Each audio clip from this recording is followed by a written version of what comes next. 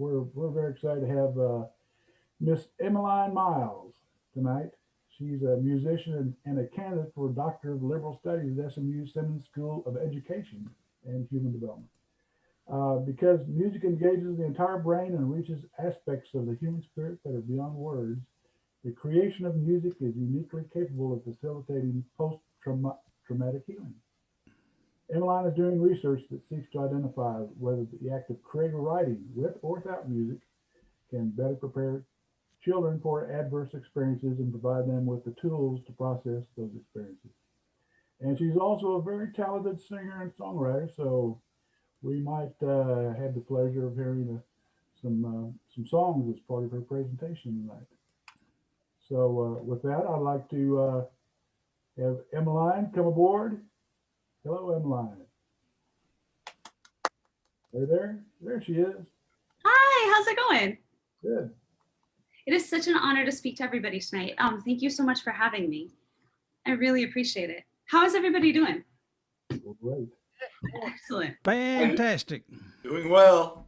Yeah, so far so good, right? So I'm gonna start by telling you a little bit of a story about how I got into this. I know there are a lot of big words in that intro, right? But I feel very blessed to get to do what I do. I have the opportunity when I don't play music of teaching music. And I've been able to discover some things about the way music works and the way the brain works that I think are helpful and hopefully can help children not only feel like they have an outlet for expression, as all of us feel when we write songs, but like they have a better shot at figuring out who they are and what they want to do. So that said, I was 2 when I discovered the transformative power of music. And I know what you're thinking, right? A 2-year-old doesn't form transformative memories, but I did. I did because my parents had this incredible black box with lots of buttons and a very prominent knob on it, a box that was conveniently right at my 2-year-old height. It wasn't the only black box in our living room, but it was the most important one because that black box played music. I loved music. I loved the way it felt. I loved the way it spoke to me, filled me up inside. I loved the way the beat commanded my clumsy 2-year-old feet to move. I loved the way the words seemed to speak directly to me, like someone with the best secret-telling voice was telling me the most special of secrets. The only problem with music was that my 2-year-old self had to wait for someone else to play it. So one day, I, in my great and powerful 2-year-old wisdom, decided to take matters into my own hands, despite strict orders from my parents not to touch the black box. I reached up for that black box and I pressed the buttons until the incredible black box worked the same magic for me that I'd seen it work for my father. It began to play a song.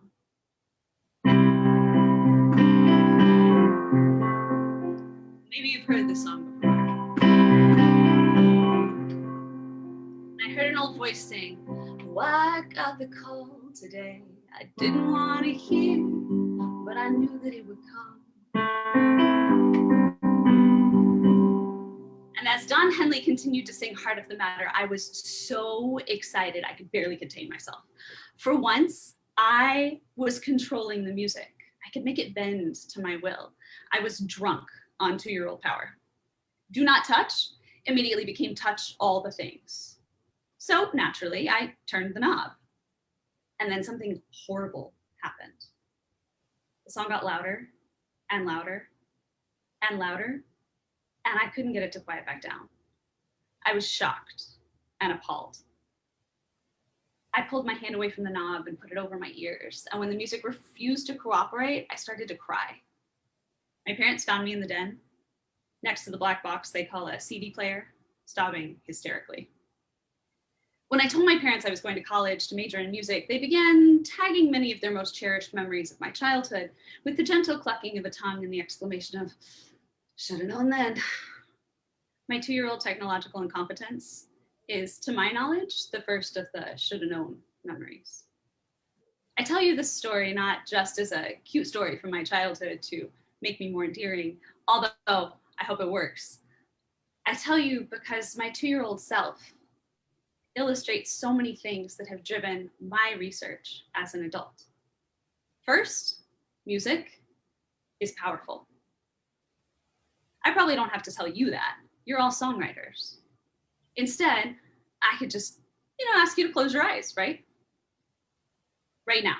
So let's all close our eyes and think of your favorite song.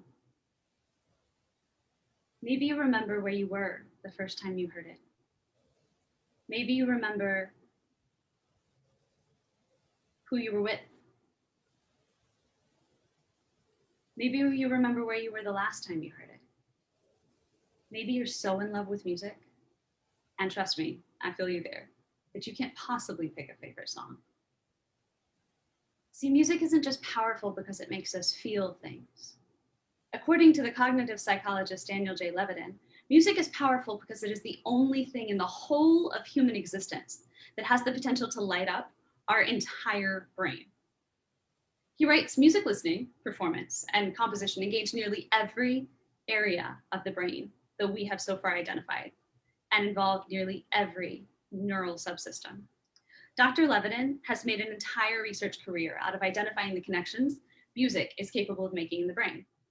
You can read about them in greater detail in his brilliant book, This Is Your Brain on Music, which was actually a bestseller, which is very strange for a scientific research book. But all you really need to know is that music is, so far, unparalleled in its ability to find common neurological ground. If we're searching for common ground in uncommon times, as we are so often today, that search may very well begin and end with music. Due to the second thing in my transformative musical education as a 2-year-old. So number 2, the only thing more powerful than music is the emotion it so often represents. As Levitin explains, music is often being used to manipulate our emotions, and we tend to accept it, if not outright enjoy it. The power of music makes us feel all these different things. After all, I risked parental condemnation to bring music that made me feel things. At the right volume, Don Henley's Heart of the Matter made my 2-year-old self feel amazing. To be honest, it also makes my 32-year-old self feel pretty amazing. At the wrong volume, it made me feel powerless and panicked and sad. See also hysterical sobbing. I think this is a great metaphor for life. At the right volume, our feelings add color to an otherwise dreary black, white, gray world. At the wrong volume, though, they become overwhelming, a cacophony of too loud, too bright, too much that threatens to level us with hysterical sobbing until someone turns the volume down. But here's the thing. As a 2-year-old, I could absolutely sob hysterically on the floor until someone came to help me. As an adult, not so much. But our feelings don't stop getting too big, too loud, and too much as we age. In fact, some might even argue that the stakes of those feelings get higher. But our social permission to feel those feelings decreases. Instead of feeling the overwhelming feelings, we feel like we have to be functional. We feel like we have to put on our big people pants and go to our big people jobs and pay our big people bills. We feel ashamed that our too loud, too bright, too much prevents us from looking or acting like other people around us. We stop sobbing hysterically in public. Well, we stop sobbing hysterically in public until we're at a concert and our favorite band is playing. And suddenly everyone is sobbing hysterically. Some of you might look skeptical. It's been a long time since we in COVID-19 have been to a concert. But I can guarantee you when we all get back there, you're going to be surrounded by a bunch of hysterically sobbing adults feeling too loud, too bright, and too much. See, music gives us permission to feel those too loud, too bright, too much feelings without shame, because music has a socially acceptable place to put those feelings. And when those feelings have somewhere else to live, they stop living inside of us. When Don Henley talks about a graceless age, he's not kidding. But he understands that the tenderness we all need begins with a song. I was 2 when I discovered the transformative power of music. But I was much older when I realized that we, as humans, might be able to harness that transformative power with something different than a black box. See, when I'm not standing at conferences or meetings, when I'm not acting in that academic space, or tucking my head between the pages of a textbook, trying to finish a dissertation, I'm writing songs, just like so many of you. I'm not going to talk about my songs today, though I'd love for you to check them out on Spotify or any other streaming platforms if you so desire. Instead, I'm going to talk about the songs I get to write with other people. Most specifically, the songs I get to write with my students. You might be thinking, what could kids possibly have to write about? They're kids, right? What crazy insights about life could a child possibly process? But remember, I was 2 when I discovered the transformative power of music. And songwriting? Songwriting is like the volume knob for those too loud, too bright, too much feelings. See, I started co-writing with kids when I was a camp counselor at a camp called Girls Rock Dallas, which affords girls in underprivileged communities the chance to come together for a week, to form a band, to write a song, and then perform that song at one of Dallas's most famous clubs. My first year as a counselor at Girls Rock Dallas, I had a really beautiful group of girls who were between the ages of 13 and 16. If you know any teenage girls, you know that they're very opinionated, that they tend to be a little shy when you put them in groups because they're not sure how they're going to be perceived. So we sat down for our first songwriting session. We got into a classroom that had been reformatted to be a band rehearsal space. Sat down next to the electronic drum kit, grabbed our notebooks and said, all right, let's write a song. I was ready to be the facilitator. I had my notebook out, I had my pen, I was ready to go. And I said, what do you guys want to write about today? What are you feeling? Silence. I said, well, surely there must be something you want to say. Silence. They started to do that thing that kids do, where they look around and you can tell that they're just itching to pick up their cell phone. Finally, the shyest girl in the group blurted out, I just found out my boyfriend was cheating on me. Immediately, all the other girls in our group went, no way! What a jerk! And all of a sudden, this girl who had been really quiet, who had somehow found the courage to blurt out her story, rather than feeling ashamed of what had happened, had a little light bulb go off over her head. And so she told us this story about this guy that she had been dating, as much as you can date at 13 when you don't have a car yet. It was pre-COVID, so they were holding hands at school because that was still something you could do. And one day, she discovered that while this guy was being kind to her in the hallway, after school, he was hanging out and kissing her best friend behind the bushes. She got done with this story and she looked at the other girls in the group and she said, I just want to know what's wrong with me. And I sat back and watched as the other girls were like, there's nothing wrong with you. That guy's a jerk. You should write a song about what a jerk he is. Oh, no, don't do that. Write a song about how you don't need him at all. How you're going to find someone so much cooler and you feel sorry for him. And sure enough, that's what they did. Bit by bit, line by line, piece by piece. And I watched a girl who hadn't spoken to anybody on the first day until she blurted out that first scary sentence, strut her way across the stage at Club Dada and tell an entire audience of strangers how much better she was. How much she didn't need this person who had done her wrong. And how, in finding her group of girls at this camp, she'd also found her power. When I was younger, I thought too loud, too bright, too much feelings were unique to me. That I was the only one who had these big feelings that I couldn't always live with. Sarah McLachlan proved me wrong. Her songs gave words to feelings I couldn't name yet. made me feel understood. I think Giselle's band gave her that same gift. Writing her song gave her too loud, too bright, too much feelings a place to live. It afforded her the opportunity to see that they weren't all that uncommon. They were nothing to be ashamed of. See, nothing dispels social shame like social acceptance. Not of your highlight reel, like we so often see on social media, but of the parts you think are most ugly, those things you're afraid to blurt out in a crowd.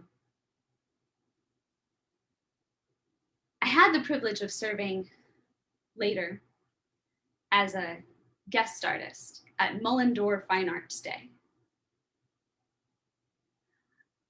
where I got to go into a room of kids ages 4 through 7 and help them write songs as a group. We talked about songwriting, we talked about genres, we talked about styles, we talked about their favorite artists. And then, as always, I took out my pad, I took out my pen, I sat down and I said, all right, class, what do you want to write about? What's going on in your lives? What do you want to share? That awkward silence fell over the class again. And then a little boy looked up and blurted out, sometimes my dad hits my mom. From across the room, another kid stood up and went, no way, me too. I had a moment of terror because we were in a public school system now. And I thought, this is the moment. This is the moment the counselors are going to shut this down, come in and say, you know what? We're digging up some stuff that we don't need to be digging up. But music is that safe space for those feelings that are too loud, too bright, too much. And so what happened instead was I took a couple of looks at the door to make sure nobody was going to barge in. I sat down with my pad and I said, all right, how does that make you feel? And the two boys across the room looked at each other and then one of them said, like if I were bigger, I could protect her. And this girl stood up and went, like the Hulk? He was like, yeah, like the Hulk. And the other boy said, ooh, or what if we were all superheroes and we could save all the moms? And they were like, yeah, we should write a song about how we're going to save all the moms. And so they wrote a rap song that ended with, she's going to be all right because I'm a superhero and she's got me. According to Vincent J. Fility's Adverse Childhood Experience study,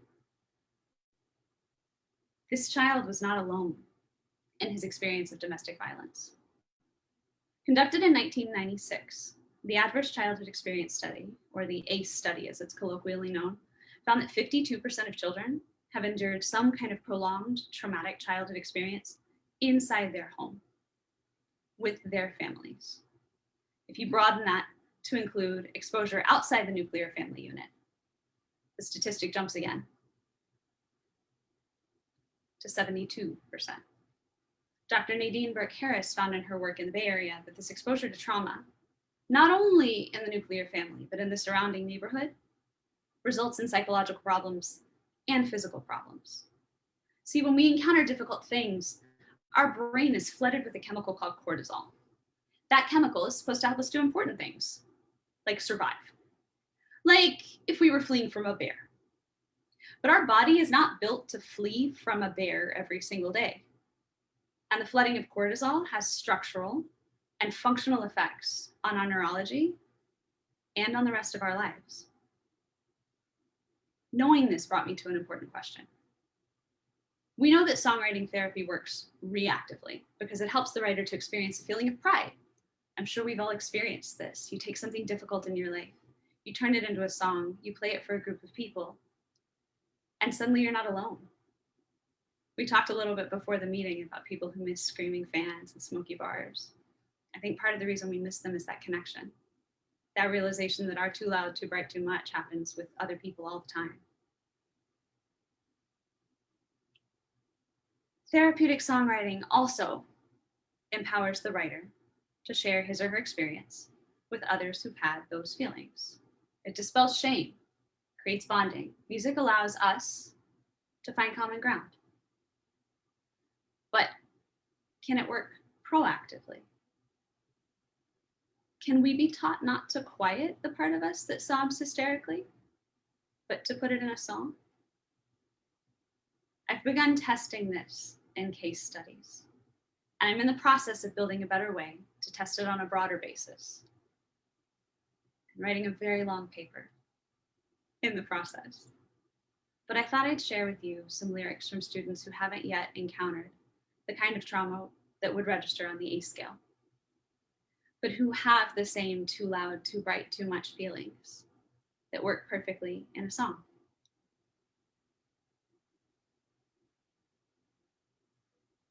One of my students came to me and said, I wrote a song because you said music is where we put our feelings. And I said, yeah, sure.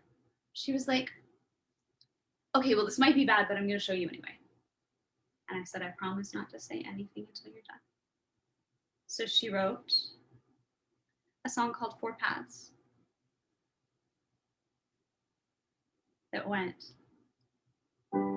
four paths to go, always in the wrong direction.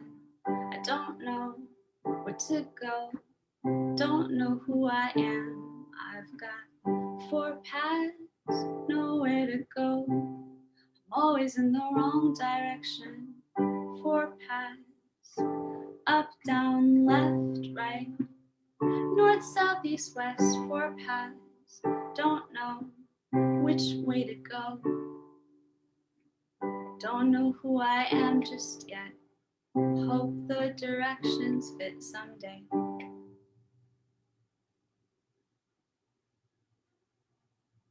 And she got done, and I had this realization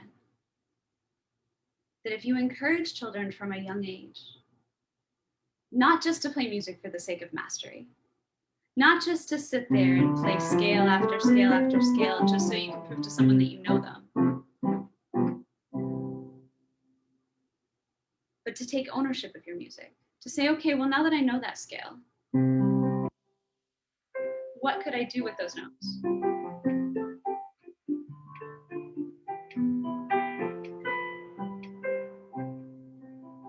If you encourage them to ask the whys, and if you encourage them to take what they know and use it for their own purposes and not just for the validation of someone else, they start to feel comfortable sharing their doubts, sharing their big feelings, and not just sharing the sad stuff, but also sharing the happy. I think a different student of mine, Mark, said it best when he said it this way.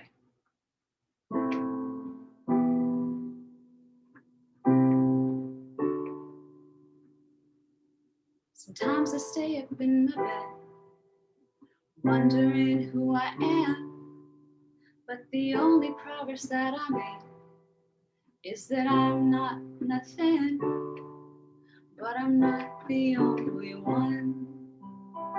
Everyone can be someone, so don't complain, don't cry, don't keep asking why. Don't tell me that you're done, because everyone can be someone. Just hold your head up high, don't be ashamed or shy, because you're not nothing.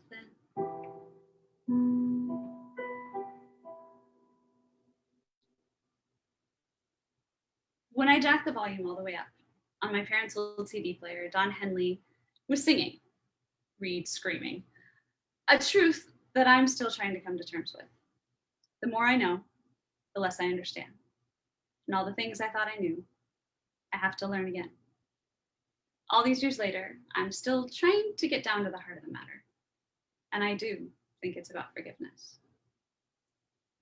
I think it's about forgiving ourselves for being messy, for sobbing hysterically, for all of our too loud, too bright, and too much. And I think we might be able to find that forgiveness in a song. Thank you. Well, thank you so much, Emmeline. That's a lot of good information, a lot of good thoughts, and to learn how, we never think about kids. I don't think about kids learning music at a young age, although I should, but we try to mentor young people. Yeah, But I think it's not just about teaching them, right? But it's about how you teach them. yeah. And I'm happy to take any questions that you all have if there's time. Does anybody have any questions?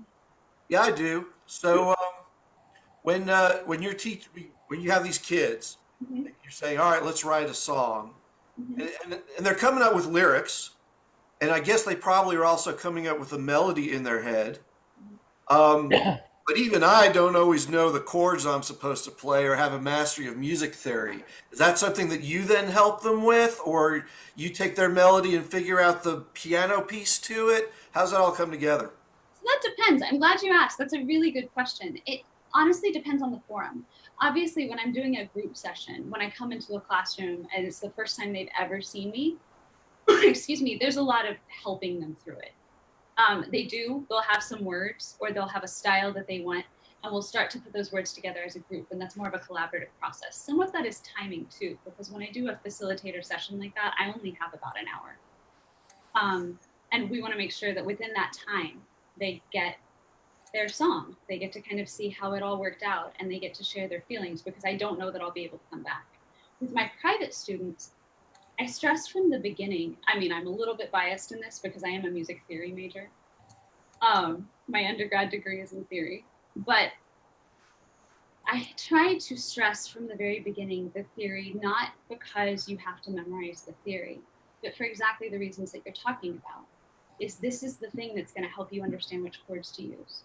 This is the thing that's going to help you figure out what language of music you need when you're expressing yourself, because we learn as children how to express ourselves in words, but music is a language. And I think when you teach them the language and you say, it's okay for you to use this for your purposes, then their attitude towards it changes. And what I find is, rather than having students who regurgitate exactly what's on the page, I have students who, when they feel comfortable, will tell me, Miss Emmeline, I was looking at this Beethoven sonata, and I don't think there needs to be a forte there. And what I'll say to them is, okay, I hear you. Why not? And usually they have a very clear, thought out answer. They're like, no, well, it was really dramatic up until this point, but it kept getting more and more and more dramatic, and then it fell off, and then it should stay piano, because that's not the tense part of the song. Beethoven's not angry anymore by this point. And I find that fascinating, because what that says to me is that they're taking ownership of their knowledge, and then they're making intentional choices about how to shape not only the things that they want to write, but the things that they've been encouraged to play. And that's a different style of education. But it's one that I have found particularly fruitful, because it means that when students get to be 15, 16, 17, and they get their own phones and they start texting me, I get messages that are like, had a really horrible day, came home, played piano, might have broken a key, feel better. And to me, that's what it's all about. I think we've all had those days where we come home and we pick up our instrument and we realize, what I tell my kids all the time is, I'm like, the piano is way bigger than you. Could you move it? They're like, no. Could you carry it? No. Do you think you're going to break it? Probably not. So do you think it can handle your feelings? And they all say yes. And I think when you encourage that from a younger age, what you see is them start to use it. In the same way that you teach a kid what a stop sign is, or what a red light is, or green means go, they learn that they're able to use this thing, and then they use that thing rather than turning to drugs or deciding to pick up a gun, God forbid, and go into a classroom full of strangers. And my hope is that if we make that style of education widely available, what we get is a group of people who understand how to self-regulate in a way that allows them to make things that are messy beautiful. That was a really long answer. Did I answer your question? More or less. Emmeline, you referred to the 2-year-old Emmeline. Are you saying that's when your musical journey began, at 2 years old? I would say so. You'd have to ask my parents for confirmation on that one. It's curious to me because that's when my awareness and interest and journey began it too. My father was a touring country western band, and he put me on the stage from time to time at 2 and 3 years of age. And I really took to it. I really liked it. And I didn't start writing until I was a teenager. But music became an important part of my life at a very young age, just like you. And I think it would for a lot of other young kiddos if they had the exposure and the direction. Absolutely. Thank you so much for sharing that. That's so nice. I've never met anybody else who was like, yes, 2. So I stand in solidarity with you. 2 is a good age for musical realization. Do you teach in a public school or private school setting? I currently teach in a private studio, but so I have my own studio and I have about 35 private Oh, students. this is not a school room. I facilitate, so I act as a guest artist or a facilitator at public schools. I have taught in different studios over the course of my career, but ultimately what I discovered is that because what I'm doing is different than the standard curriculum, I needed a space outside of a current educational institution to continue doing what I felt was the right thing for you guys. That makes sense. So parents find out about you and then bring their kids to you, or are these private lessons or group lessons? Yes, sir. They're both private and both group. Yeah. Is it more as a music teacher or as a music therapist? So music therapy is a field that focuses mostly on treatment of things. And the mode of music therapy is that they focused a lot on treating known medical conditions. And I think what happens is kids who are exposed to trauma kind of fall through the cracks until they're diagnosed with something medical. So it is a sort of music therapy, but it's not something that has been explored widely yet. I hope that changes. So is that what your dissertation is? Did I hear that right? That you are going to, so do you have like a cohort of students that you teach music writing to, and you're going to follow them proactively and see how they deal with their adverse events? How's that work? So I'm curious because I'm a scientist myself, so I'm kind of. No, I think, what it requires is a longitudinal study, and I don't currently have the funding, and the school within SMU where I exist as a student have the funding to support a longitudinal study that would be necessary for something like this. So what I have done is I've taken 2 components, right? I have my educational observations over the course of, almost a long time of teaching. We won't say how long. And then I have interviews that I'm conducting with people who have stayed in music and people who have left music to determine what kept them there and what caused them to leave and how they musical journals. Pardon? So qualitative, but nonetheless somewhat randomized.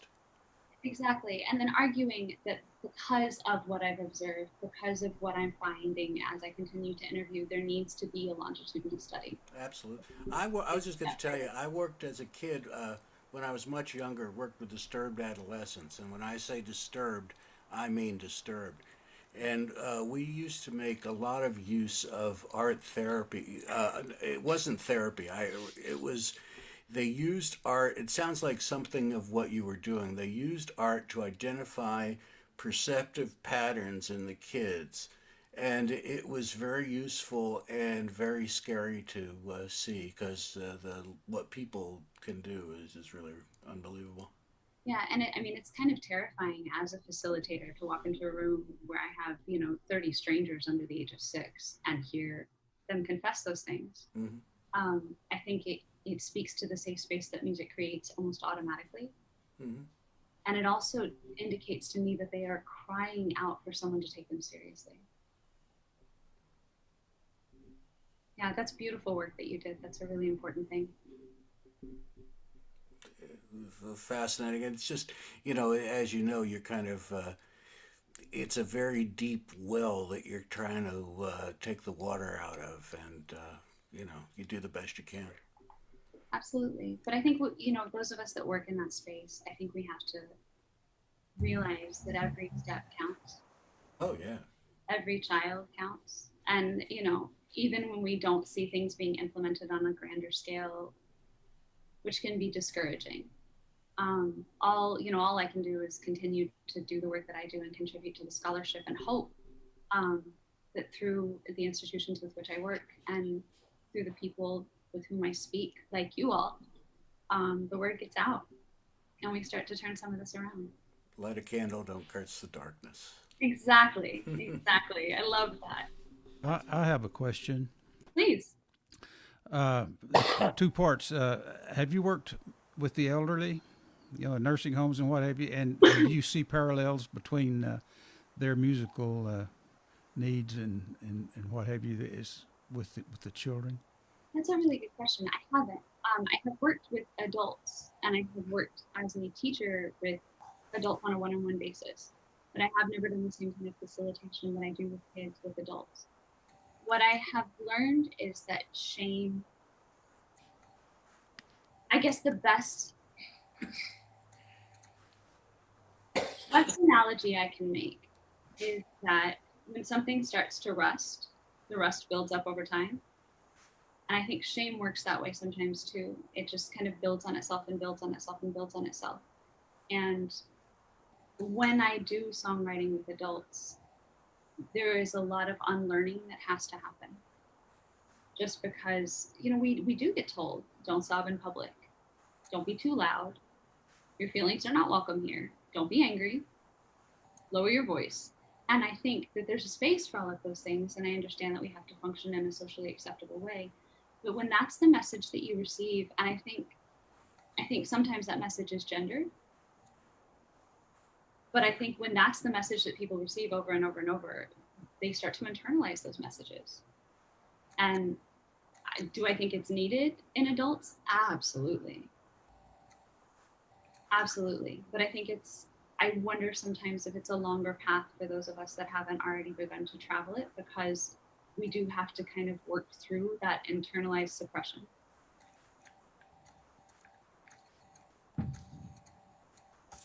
All right. That's your question here.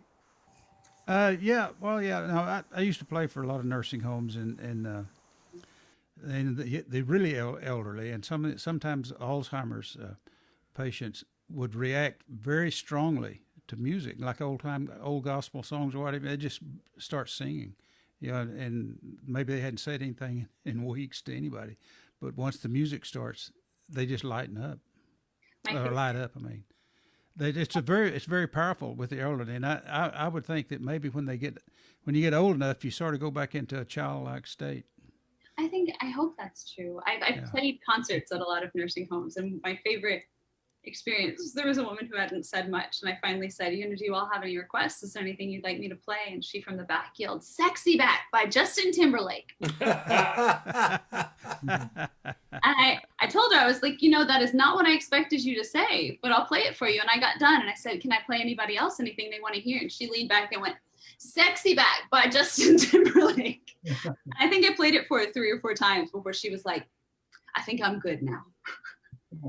But you're right, it does have the potential to bring so much joy. And I just think that that's, further testament to the power of music and the power of what you guys are doing with the Dallas Songwriters Association. Good. Well, thank you so much, Emmeline. We really appreciate it. And you've been a wonderful. Appreciate it.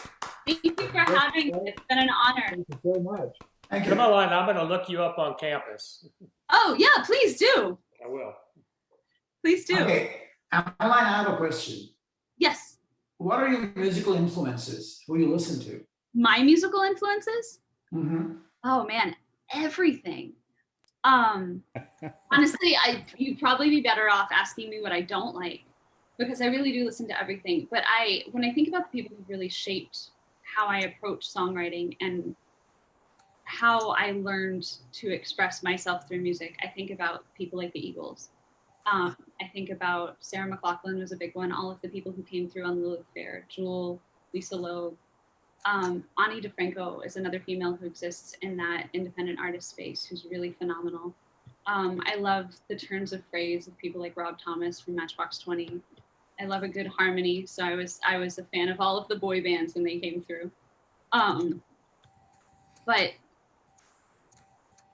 But I think all of those, I can find something redeemable in most music. I think as songwriters, it's our duty to listen and to absorb, because we're learning a language. And the only way we get more fluent in that language is to hear other people practice it. And If not already, I suggest you check out, if you're not already a fan of her, check out Kate Bush and I'm forgetting the girl who sang Snowflake Girl. oh, And Silent, Tori Amos. Tori Amos, exactly. Silent all these years. No, she's phenomenal and has done so much for pianists. Ben Folds is another one who I just love. Yeah. Sarah Bareilles is great. I could go on for a really long time. No, thank you. My all-time favorite is Kate Bush. Okay, I'll have to listen to more Kate Bush then. Yeah, check out her very first single, Wuthering Heights. Check it out. Yeah, for sure. Thanks for the Really suggestion. out there. I like that. I think it's great. Check it out. All right, great. Thank you so much. Thank I you appreciate so your time. much. All right. Well, Harry, do we have any song critiques to do tonight?